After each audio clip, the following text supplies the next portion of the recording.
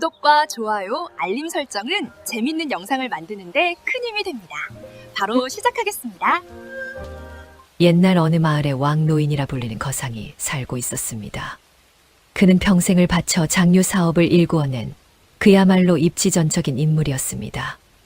왕노인이 담근 장맛은 그 깊이가 남달라 궁중 진상품으로 올라갈 만큼 천하의미로 정평이 나 그 덕분에 왕노인의 집곳간에는 곡식이 마를 날이 없었고 문전성시는 끊이지 않았습니다.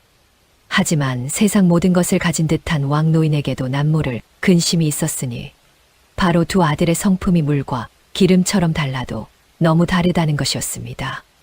장남 만석은 허우대는 멀쩡하였으나 속은 텅 빈 강정과도 같았습니다.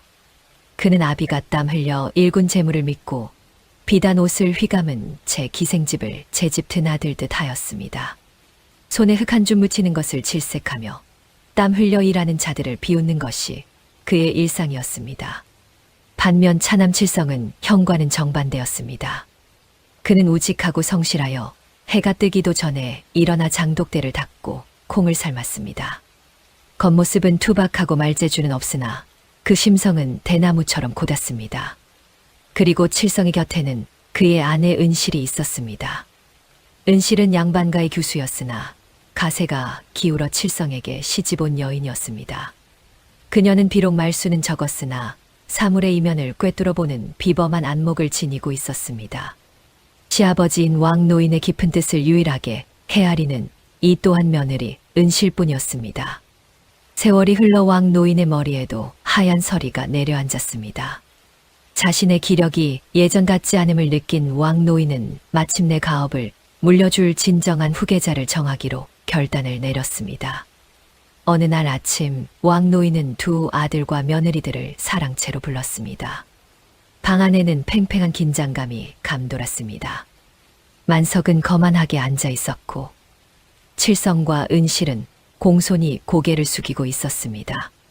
내 평생 장을 담그며 살아왔으나 이제는 늙어 더 이상 가업을 이끌 기력이 없구나 하여 오늘 너희에게 내 재산을 미리 나누어 주고 훗날 대를 이을 후계자를 정하고자 하느니라. 왕노인의 말에 만석의 눈이 번쩍 뜨였습니다. 아버님, 드디어 결단을 내리셨군요. 장남인 제가 가문을 이끄는 것은 하늘이 정한 이치 아니겠습니까? 어서 제 몫을 주십시오. 왕노인은 묵묵히 탁자 위에 두 개의 문서를 꺼내 놓았습니다. 하나는 붉은 비단 보자기에 쌓여 금박이 박힌 화려한 문서였고 다른 하나는 낡고 얼룩진 종이에 대충 휘갈겨 쓴 초라한 문서였습니다. 여기 두 가지 유산이 있다. 하나는 우리 가문의 뒷산에 매장된 보물 지도가 그려진 문서이고 다른 하나는 저기 별채 뒤편에 방치된 썩은 콩창고를 즉시 처분하라는 각서이다. 보물이라는 말에 만석의 입이 떡 벌어졌습니다. 보물이라 하셨습니까? 세상에 우리 뒷산에 보물이 있었다니. 장남인 내게 우선권을 주마 어느 것을 택하겠느냐? 만석은 일말의 망설임도 없이 붉은 비단 보자기를 낚아챘습니다. 물을 것도 없지 않습니까? 당연히 보물 지도가 제 것입니다. 칠성이 녀석에게는 저 썩은 콩이나 주십시오. 평소에도 콩 샀는 냄새를 좋아하니 딱 어울리지 않습니까? 만석은 칠성을 비웃으며 보물 지도를 품에 안고 덩실덩실 춤이라도 출 기세였습니다. 이제 탁자 위에는 낡고 냄새나는 처분 닭서만이 덩그러니 남았습니다. 칠성은 난감한 표정으로 아버지를 바라보았습니다. 아버님, 저 콩창고는 수십 년간 문을 열지 않아 악취가 진동한다고 들었습니다. 그것을 처분하는 일이라니요. 소자가 감당할 수 있을지 모르겠습니다. 그때였습니다. 줄곧 침묵을 지키던 며느리 은실이 조용히 앞으로 나섰습니다. 아버님, 송구하오나 잠시 저 처분 각서와 함께 노인콩을 보아도 되겠습니까? 왕노인은 미세하게 고개를 끄덕였습니다. 은실은 탁자 위에 놓인 작은 단지를 열었습니다. 그러자 코를 찌르는 듯한 강렬한 냄새가 방 안을 가득 채웠습니다. 만석은 코를 텨막으며 인상을 찌푸렸습니다. 에이구, 냄새야. 이게 무슨 시궁 장 냄새란 말이냐? 재수씨, 비도 좋으이 그걸 어찌 들여다보고 있나? 하지만 은실의 표정은 사뭇 진지했습니다. 그녀는 손가락으로 검게 변해버린 콩을 찍어 냄새를 깊이 들이마셨습니다. 그리고는 혀끝에 살짝 대어 맛을 보았습니다. 순간 은실의 눈빛이 반짝였습니다. 그것은 단순한 부패의 악취가 아니었습니다. 수십 년의 세월이 빚어낸 농축된 발효의 향, 그리고 그 끝에 감도는 기이할 정도로 깊은 감칠맛. 은실은 직감했습니다. 이것은 썩은 콩이 아니라 왕 노인이 평생을 바쳐 실패와 연구를 거듭하며 만들어낸 전설의 시간장 메주라는 것을 말입니다. 은실은 온매무새를 단정히 하고 왕 노인을 향해 절을 올렸습니다. 아버님, 썩은 것은 땅으로 돌아가 거름이 되고 곰팡이는 삭아서 깊은 맛을 낸다 배웠습니다. 이 콩이 비록 지금은 악취를 풍기나 저희 부부에게 맡겨주신다면 이 냄새를 천하일미의 향기로 바꾸어 보겠습니다. 저희는 이 처분 각서를 받겠습니다. 칠성은 아내의 당돌한 말에 깜짝 놀랐으나 평소 아내의 해안을 믿었기에 이내 고개를 끄덕였습니다. 아버님, 집사람의 뜻이 그러하다면 저 또한 따르겠습니다. 저희가 그 창고를 맡겠습니다. 만석은 배꼽을 잡고 웃어댔습니다. 하하하! 역시 끼리끼리 만난다더니 똥 냄새 나는 콩을 보물처럼 모시겠다니. 그래, 너희는 평생 그 썩은 콩이나 주무르며 살아라. 나는 보물을 캐내어 떵떵거리고 살 테니. 왕 노인은 만석의 조롱에도 아랑곳하지 않고 은실을 깊은 눈으로 바라보았습니다. 그의 입가에는 아주 옅은 그러나 만족스러운 미소가 스쳐 지나갔습니다. 좋다. 각자 선택한 대로 문서를 가져가거라. 사랑채를 나온 만석은 동네방네 떠들고 다녔습니다. 여보게들, 우리 아버님께서 내게 보물이 묻힌 산을 물려주셨네. 저 멍청한 칠성놈은 썩은 콩이나 치우게 생겼고 말이야. 이제 이 마을의 주인은 나 박만석일세. 마을 사람들은 웅성거렸습니다. 아이고, 우직한 칠성이 결국 동물을 뒤집었었구먼. 마지가 최고라더니. 역시 알짜배기는 큰아들 몫인가 봐. 그 며느리도 참 딱하지 거절하지 않고 그걸 덥석봤다니 줏대도 없는가 봐.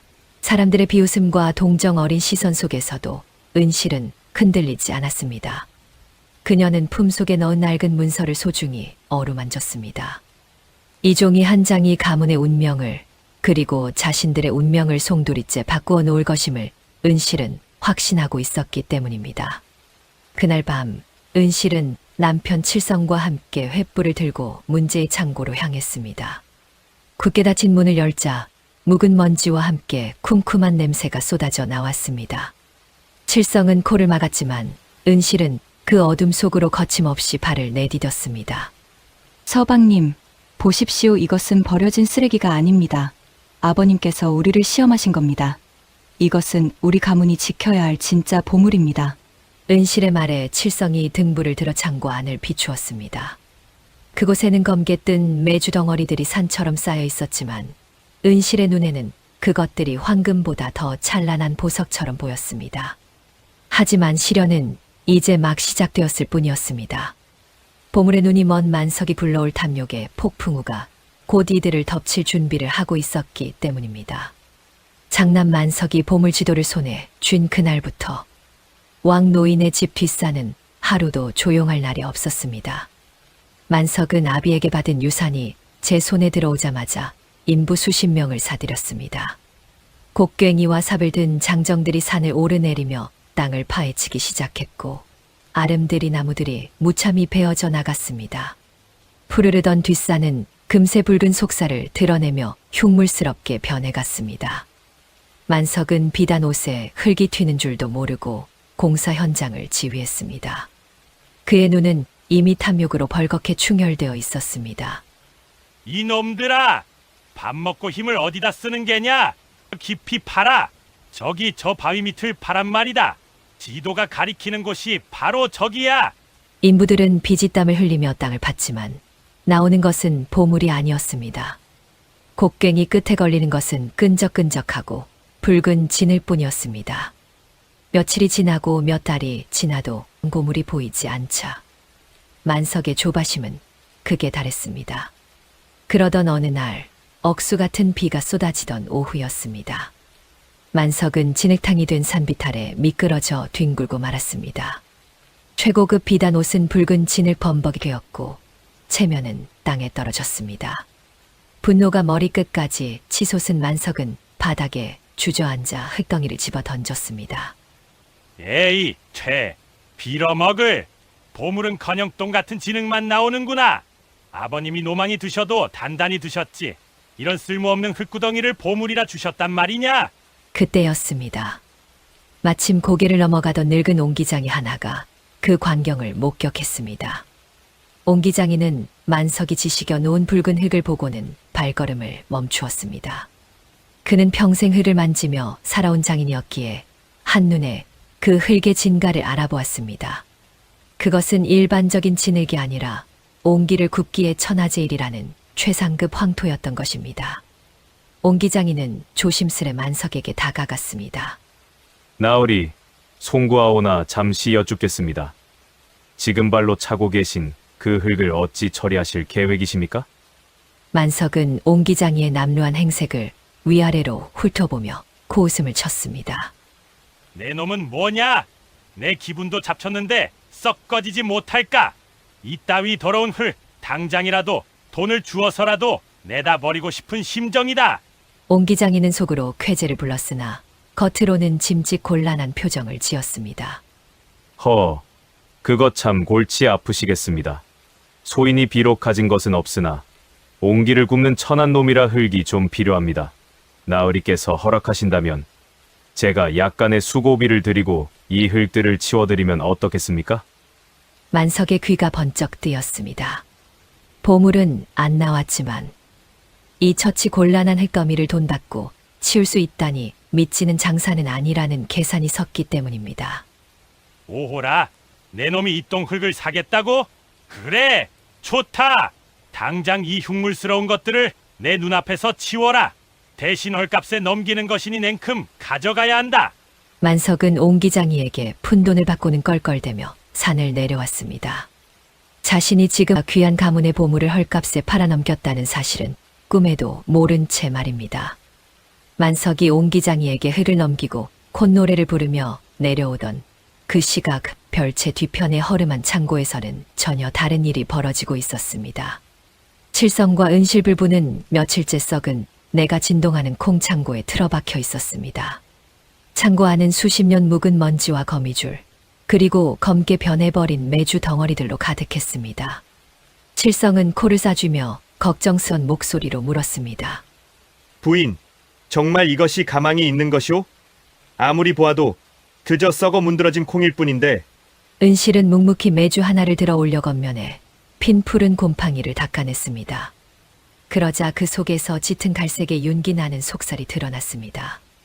은실은 그 조각을 떼어 칠성의 입에 넣어주었습니다. 서방님, 맛을 보십시오. 혀끝으로 느끼셔야 합니다. 칠성은 억지로 콩 조각을 입에 넣고 오물거렸습니다. 처음에는 짠맛과 쿰쿰한 냄새가 났지만 이내 입안 가득 형용할 수 없는 깊은 풍미가 퍼져나갔습니다. 그것은 단순한 짠맛이 아니었습니다. 혀를 감싸고 도는 감칠맛, 그리고 목 뒤로 넘어갈 때 느껴지는 은은한 단맛까지. 칠성의 눈이 휘둥그레졌습니다. 이것은 세상에 어찌 썩은 콩에서 이런 맛이 난단 말이오? 이것은 썩은 것이 아닙니다. 아버님께서 젊은 시절 수없는 실패 끝에 우연히 얻어내신 시간장 메주입니다. 너무나 귀하여 함부로 손대지 못하고 오직 진정한 주인을 만날 때까지 기다리며 깊이 잠들어 있었던 것입니다. 은실의 눈은 확신에 차 있었습니다. 하지만 그녀의 표정에는 또 다른 근심이 서려 있었습니다. 허나 서방님, 문제가 하나 있습니다. 이 메주를 다시 깨워 장을 담그려면 이 깊은 맛을 온전히 품어줄 그릇이 필요합니다.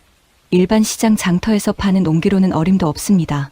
숨을 쉬되 기운을 밖으로 뺏기지 않는 최상급 황토 옹기가 있어야만 합니다. 칠성은 난감해하며 머리를 긁적였습니다. 황토 옹기라 그런 귀한 것을 어디서 구한단 말이오? 요즘은 흙이 귀해져서 옹기장이들도 잡토를 섞어 쓴다 하던데. 그때였습니다. 사랑채에 다녀온 하인 막둥이가 헐레벌떡 창고로 뛰어왔습니다. 작은 나으리, 아씨, 큰일 났습니다요. 아니, 좋은 일인가? 무슨 일이냐? 숨 좀 고르고 말해보거라. 그게 큰 나으리께서 뒷산을 파헤치시다가 벌건 진흙만 나온다고 성을 내시더니 옹기장이한테 그 흙을 몽땅 헐값에 팔아 넘기셨다 합니다. 아주 속이 시원하다며 술판을 벌이고 계십니다요. 칠성은 그저 형의 기행에 혀를 찼지만 은실의 귀에는 그 말이 천둥 소리처럼 들렸습니다. 은실이 다급히 막둥이에게 물었습니다. 벌건 진흙이라 하였느냐? 그 흙이 끈적거리고 붉은 빛이 도는 찰흙이더냐? 예, 그렇습니다요. 아주 붉다 못해 검붉은색이 도는 것이 보기만 해도 찰져 보였습니다. 은실은 무릎을 탁 쳤습니다. 만석이 버린 그 흙이 바로 자신이 그토록 찾던 황토였음을 직감한 것입니다. 은실은 남편의 손을 꽉 잡았습니다. 서방님, 기회입니다. 아주버님께서 버리신 그 흙이 바로 우리에게 필요한 황토입니다. 지금 당장 그 옹기장이를 찾아가십시오. 그 옹기장이를 찾아서 어찌하란 말이오? 자금을 대어줄 터이니 아주버님께 사들인 그 흙으로 오직 우리만을 위한 옹기를 구워달라 청하십시오. 값을 후하게 쳐주겠다고 하십시오. 그 흙으로 빚은 옹기만이 아버님의 시간장을 완성할 수 있습니다. 칠성은 아내의 뜻을 알아차리고 고개를 끄덕였습니다.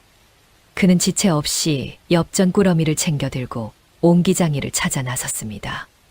마을 어귀가마터에서 옹기장이는 횡재를 했다며 콧노래를 부르고 있었습니다. 그때 칠성이 땀을 뻘뻘 흘리며 나타났습니다. 이복의 노인장, 잠시 내 말 좀 들어보시게. 옹기장이는 칠성을 알아보고 정중히 고개를 숙였습니다. 아이고, 왕 노인댁 둘째 아드님이 아니십니까? 누추한 곳에 어인 일이십니까? 들으니 자네가 우리 형님께 비싼의 흙을 사들였다지? 내 그 흙으로 옹기를 짓는 비용을 대겠네. 대신 조건이 하나 있네. 조건이라니요. 말씀만 하십시오. 그 흙은 본래 우리 가문의 거터나 형님께서 그 가치를 모르고 버리셨으나 내 아내는 그 흙의 귀함을 알고 있네. 그 흙으로 빚은 옹기는 오직 우리 부부에게만 넘겨주게 값을 2배, 아니 3배로 쳐주겠네. 자네의 솜씨로 최고의 독을 빚어주게나. 옹기장이의 눈이 커졌습니다. 흙을 쓰레기 취급하던 형과 달리 그 가치를 알아보고 정중히 부탁하는 동생의 태도에 장인의 마음이 움직였습니다. 나으리, 그리고 아씨의 안목이 실로 대단하십니다. 제가 이 흙을 보고 가마에 불을 지피고 싶어 손이 근질거리던 참이었습니다. 걱정 마십시오. 제 평생의 역작을 만들어 올리겠습니다. 그렇게 칠성과 은실은 만석이 버린 보물, 황토를 이용해 최고의 옹기를 확보하게 되었습니다. 한편 만석은 산을 파헤친 것도 모자라 이제는 남은 재산을 털어 거칠에 몰두하기 시작했습니다. 왕 노인의 생신이 다가오고 있었고 그날은 조정에서 파견된 관리가 진상품을 선정하러 오는 날이기도 했습니다. 만석은 어떻게든 아버지와 관리의 눈에 들고 싶었습니다. 하지만 다진 것이라곤 파헤쳐진 흉물스런 뒷산뿐인 만석은 초조해졌습니다. 그는 장터의 거간꾼들을 불러 모았습니다. 여보게들, 돈은 얼마든지 줄 테니 전국에서 제일 때깔 좋은 장을 구해오게. 맛은 상관없다. 무조건 보기에 번지를 하고 기티가 나야 한단 말이다. 알겠느냐? 만석은 시중에서 사들인 출처불명의 장을 화려한 금칠 항아리에 담았습니다. 그리고는 비단 보자기와 옥으로 만든 장식으로 항아리를 치장했습니다. 겉보기에는 천하의미의 장처럼 보였으나 그 속은 깊이 없는 싸구려 장일 뿐이었습니다. 만석은 자신의 가짜 장이 돋보이려면 경쟁자가 없어야 한다고 생각했습니다. 그의 눈길이 동생 칠성의 창고로 향했습니다. 칠성과 은실이 밤낮으로 창고를 드나들며 무언가 열심히 준비하고 있다는 소문이 만석의 귀에도 들어왔기 때문입니다. 칠성이 저놈이 썩은 콩으로 무슨 짓을 꾸미는 게지? 혹여라도 아버님 앞에서 그 냄새 나는 것을 꺼내놓아 내 비위를 상하게 하면 어쩐다? 만석은 아내 백씨를 불렀습니다. 백씨 역시 허영심 많기로는 남편 못지않은 여인이었습니다. 서방님, 걱정 마세요. 제가 동네방네 소문을 내어놓았습니다. 칠성도련님 댁 창고에서 역병이 도는 썩은 냄새가 난다고요. 마을 사람들이 불안해하며 수군거리고 있습니다. 오호라, 잘하였다. 역시 내 부인이야. 내 친김에 관하의 포졸놈들에게 뇌물을 좀 먹여야겠구나. 마을의 위생을 위한다는 명목으로 저 창고를 아예 봉쇄해버리면 칠성이 놈이 아무리 재주를 부려도 소용없지 않겠느냐? 만석의 비열한 입가에 비릿한 웃음이 번졌습니다. 그는 자신의 탐욕이 스스로의 무덤을 파고 있다는 사실을 까맣게 모른 채 동생 부부를 무너뜨릴 계략에만 몰두했습니다. 며칠 뒤 은실이 옹기장이에게 받은 새 항아리에 정성스레 콩을 옮겨 담고 있을 때였습니다. 갑자기 대문을 박차고 관아의 포졸들이 들이닥쳤습니다. 걔 아무도 없느냐? 관아에서 나왔다. 이 집 창고에서 역병을 일으키는 악취가 난다는 신고가 들어왔다. 당장 창고를 봉쇄하라. 칠성이 앞을 막아서며 항변했습니다. 이게 무슨 행패요? 이것은 역병이 아니라 장이 익어가는 냄새입니다. 물러가시오. 하지만 포졸들은 막무가내였습니다. 그들은 칠성을 밀쳐내고 창고 문에 굵은 쇠사슬을 감았습니다. 그리고는 붉은 인주가 선명한 관아의 봉인지를 문틈마다 덕지덕지 붙였습니다. 수령님의 명이다. 신상품 선정일이 끝날 때까지 이 봉인을 뜯는 자는 엄벌에 처할 것이다. 장독 뚜껑 하나라도 열었다가는 경을 칠 줄 알아라. 포졸들은 창고의 문뿐만 아니라 환기 구멍 하나까지 진흙으로 꼼꼼하게 메워버렸습니다. 창고는 이제 바람 한 점 통하지 않는 완벽한 밀실이 되어버렸습니다. 칠성은 바닥을 치며 통곡했습니다. 아이고, 이를 어째. 이제 막 장을 담가 숨을 쉬어야 할 때인데 저리 꽉 막아버리면 장이 다 썩어버릴 것 아니오. 형님이 어찌 이럴 수가 있습니까? 만석은 담장 너머로 그 모습을 훔쳐보며 낄낄거렸습니다. 하지만 은실은 칠성과 달리 침착했습니다. 그녀는 굳게 닫힌 창고 문을 바라보며 깊은 생각에 잠겼습니다. 칠성이 울먹이며 아내를 바라보았습니다. 부인, 어찌 저리 태평하시오? 우리가 공들인 것이 다 헛수고가 되게 생겼소? 은실은 조용히 고개를 저으며 남편의 손을 잡았습니다.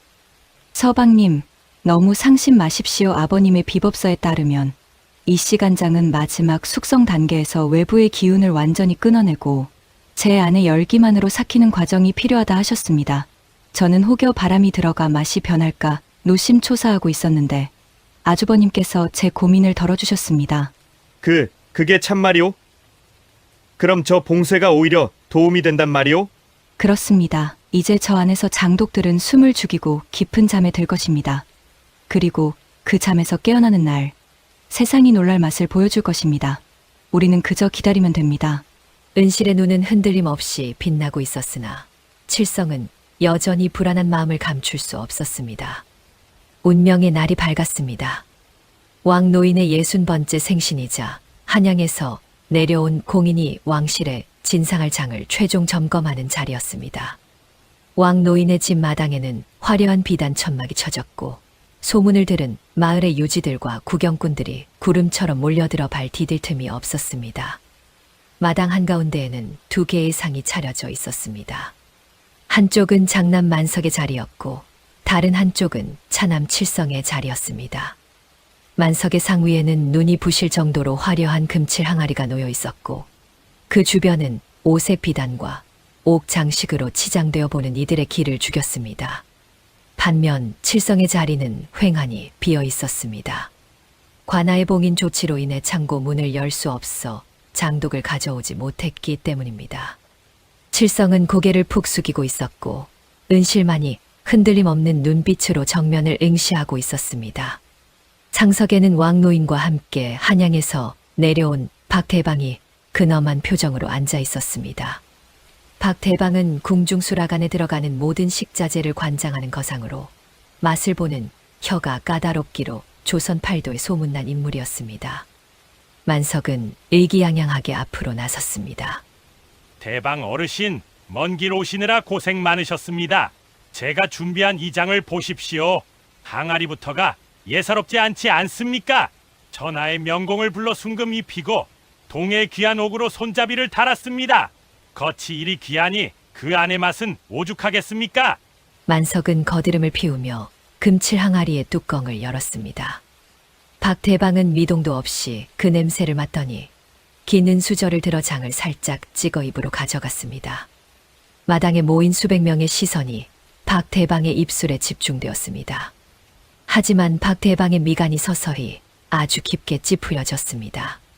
그는 입안의 장을 바닥에 퇴하고 뱉어내고는 물로 입을 헹구었습니다. 그리고는 싸늘한 목소리로 일갈했습니다. 이것은 장이 아니라 소금물에 절인 콩주기로 군 것만 번지르르 뿐 깊은 맛이라고는 찾아볼 수가 없어. 숙성된 세월의 맛은커녕 급하게 섞어 만든 잡스러운 맛만 나는구나. 감히 이런 것을 왕실에 진상하겠다고 내놓은 것이냐? 내 혀를 능멸하는 것도 유분수지. 만석의 얼굴이 하얗게 질렸습니다. 아니 그럴 리가 없습니다. 이것은 전국에 내로라 하는 장들을 모아, 아니 제가 밤낮으로 정성을 다해 담근 비법장입니다. 다시 한 번만 맛보아 주십시오. 빛 좋은 게살구라더니 딱 그 꼴이로다. 왕노인 자식 농사를 어찌 지으셨기에 가문의 명예를 칠할 이런 물건이 나왔단 말이오. 더 볼 것도 없소. 내 당장 한양으로 돌아가겠소. 박대방이 자리에서 일어나려 하자 구경꾼들 사이에서 비웃음 섞인 웅성거림이 터져 나왔습니다. 거봐, 내가 뭐랬어. 보물만 쫓아다니더니 장맛이 제대로 들 리가 있나? 저 금칠한 독만 아깝게 되었네. 마을 사람이 쯧쯧 왕노인네 가문도 이제 끝났구먼. 장남이 저 모양이니 원. 궁지에 몰린 만석은 식은땀을 흘리며 빠져나갈 구멍을 찾았습니다. 그때 텅 비어있는 칠성의 자리가 눈에 들어왔습니다.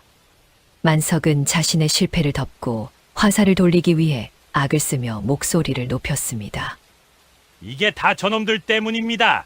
제 아우 칠성이 놈이 아버님의 엄명을 어기고 집안에 역병이 도는 썩은 콩을 숨겨두었기 때문입니다. 그 악취가 이 귀한 장맛을 해치고 대방 어르신의 입맛까지 버려놓은 것입니다. 만석은 삿대질을 하며 칠성과 은실을 가리켰습니다. 네, 이놈 칠성아, 아버님께서 분명 그 흉물스러운 썩은 콩 창고를 처분하라 각서까지 써주시지 않았느냐? 헌데 감히 가장의 명을 어기고 그것을 품고 있어 집안의 화를 자초해? 내 놈이 우리 가문을 망치려고 작정을 했구나. 칠성은 억울함에 얼굴이 붉어져 앞으로 나섰습니다. 형님, 어찌 말을 그리 하십니까? 그 콩은 썩은 것이 아니라 아버님의 비법이 담긴 시간장 메주였습니다. 형님이 관아에 뇌물을 먹여 창고를 봉쇄하는 바람에 잘 익어가던 장을 꺼내지도 못하고 있지 않습니까? 이놈이 어디서 되도 않는 거짓말을. 관아에서 봉쇄한 것은 그곳에서 역병이 도는 썩은 내가 진동했기 때문이다. 내 오늘 가문의 후환을 없애기 위해 내 손으로 직접 그 더러운 창고를 태워버리겠다. 이성을 잃은 만석은 광기에 찬 눈으로 주위를 둘러보다가 마당 한켠에 꽂혀있던 횃불을 뽑아 들었습니다. 그리고는 품속에서 꼬깃꼬깃해진 종이 한 장을 꺼내 들었습니다. 그것은 바로 유산분배 때 칠성이 받았으나 만석이 칠성을 협박해 강제로 빼앗아 두었던 처분 각서였습니다. 이것이 증거다. 아버님께서 친히 쓰신 즉시 처분하라는 각서가 여기 있다. 아버님의 명을 받들어 내가 이 집안의 애군을 불태워버리겠다. 만석은 횃불을 들고 별채 뒤편 창고로 달려갔습니다. 놀란 사람들과 박대방 그리고 왕노인까지 그 뒤를 따랐습니다. 창고 앞에는 굵은 쇠사슬과 관아의 붉은 봉인지가 흉물스럽게 붙어 있었습니다. 만석은 횃불을 창고 문에 들이대며 위협했습니다. 비켜라. 이 안에 든 귀신 들린 콩들을 모조리 태워버려야 내가 산다. 아니, 가문이 산다. 칠성과 은실이 창고 앞을 가로막았습니다. 형님, 제발 이러지 마십시오. 이 안에는 우리 가문의 미래가 들어 있습니다.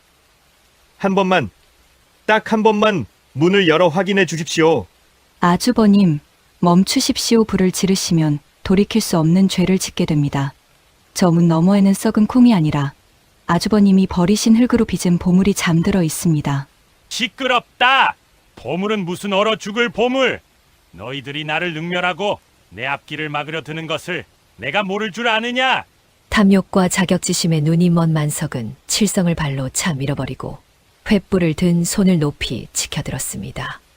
그리고 다른 한 손에 든 처분 각서를 칠성의 눈앞에 흔들어 보였습니다. 잘 보거라. 이것이 아버님의 뜻이다. 이 종이 쪼가리에 적힌 대로 내가 심판을 내리는 것이다. 만석은 보란듯이 처분 닥서를 횃불의 불길 속으로 밀어 넣었습니다. 종이에 불이 붙어 활활 타오르기 시작했습니다. 안 됩니다. 은실이 비명을 지르며 손을 뻗었지만 이미 늦었습니다. 불은 순식간에 종이를 집어삼키며 타들어갔습니다. 만석은 광소광세어를 터뜨리며 불타는 종이를 창고의 목조, 기둥 쪽으로 던지려 했습니다. 바로 그 순간이었습니다. 불길에 휩싸여 검게 재가 되어가던 종이 위로 기이한 현상이 벌어졌습니다. 불꽃이 닿은 자리마다 담은 글씨는 사라지고 그 자리에 선명하고 붉은 글씨가 마치 핏빛처럼 떠오르기 시작한 것입니다. 이게 뭐냐? 만석은 손이 뜨거운 줄도 모르고 자신의 손 안에서 타오르는 종이를 멍하니 바라보았습니다. 칠흑 같은 그 흐름 속에서 붉게 빛나는 글씨는 분명 왕 노인의 필체였습니다.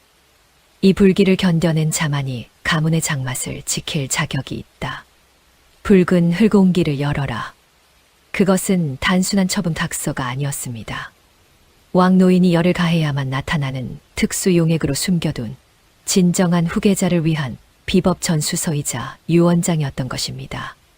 만석이 칠성을 망하게 하려고 질렀던 불이 도리어 진실을 밝히는 등불이 되고 만 셈이었습니다. 현장에 있던 모든 사람들이 그 기이한 광경에 숨을 죽였습니다. 박대방이 앞으로 나서며 외쳤습니다.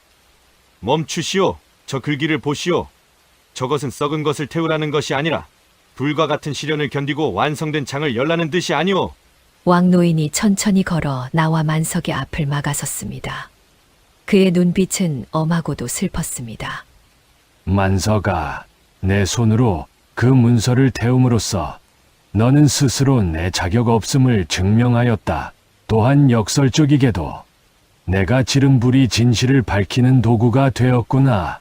만석은 덜덜 떨며 다 타버린 재를 바닥에 떨어뜨렸습니다. 왕 노인은 칠성을 바라보며 고개를 끄덕였습니다.